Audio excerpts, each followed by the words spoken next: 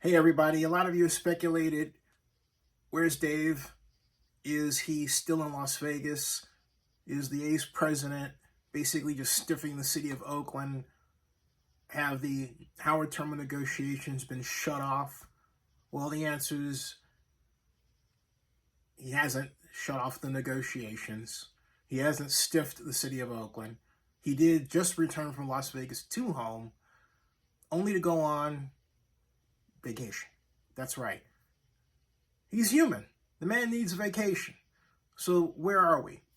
Where we are is that the Athletics have a parallel path between Oakland and Las Vegas. And while it's quite possible that Dave is taking his vacation to have conversations with the city behind the scenes, I wouldn't doubt it. The bottom line is that they're parallel paths. And what you have to understand is the Las Vegas part of this deal is driven by Major League Baseball far more than the Oakland Athletics. The Oakland Athletics are driving the Oakland part of the deal, where Howard Terminal rests. So what they're trying to figure out in the Las Vegas example is, can Las Vegas support a professional baseball team? The problem for people in Oakland, like Rick Gray, for example, who asserts that the market of Las Vegas is too weak to support baseball, is that this gigantic migration of people that has occurred because of the pandemic has actually helped, or I should say is in the process of helping, Las Vegas become a better market. And then, of course, there's the tourist aspect of it.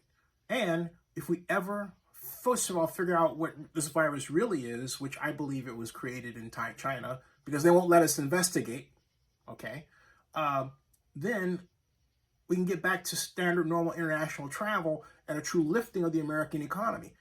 That money we bring out of our economy is the real problem, but I digress. When we do, it will make the Las Vegas market that much better for baseball. But what the A's build, my guess, is, first of all, not going to hold a gigantic community component.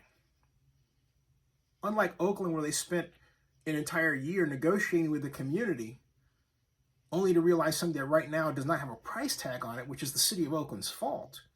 Well, the Athletics are not going to have to do that in Las Vegas, and that saves a lot of time.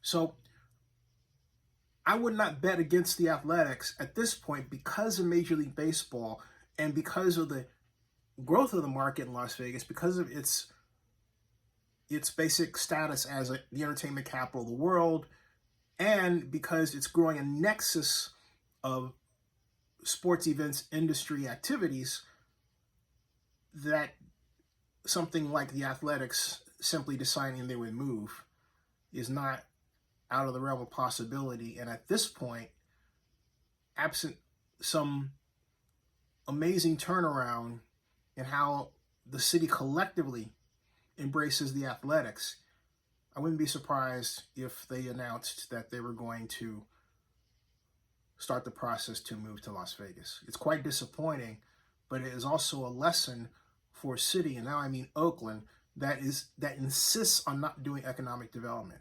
I mean, already over the past week, we've had Councilmember Lauren Taylor talk about not using AB 464 to establish kind of a project area using enhanced infrastructure financing districts to get money to businesses that are really behind schedule in getting them because of the pandemic. Instead he's talking about a satellite city hall office, which I guess would have a room carved out for himself, right, in East Oakland. And then, if it isn't that, we have at-large Councilmember Rebecca Kaplan talking about new transportation vehicles, again, rather than getting money to business. Oakland elected officials are allergic to getting money to people where it's needed the most, particularly with respect to business. It wasn't always that way, and I worked in Oakland that had a better infrastructure for that than today. Today, it's non-existent.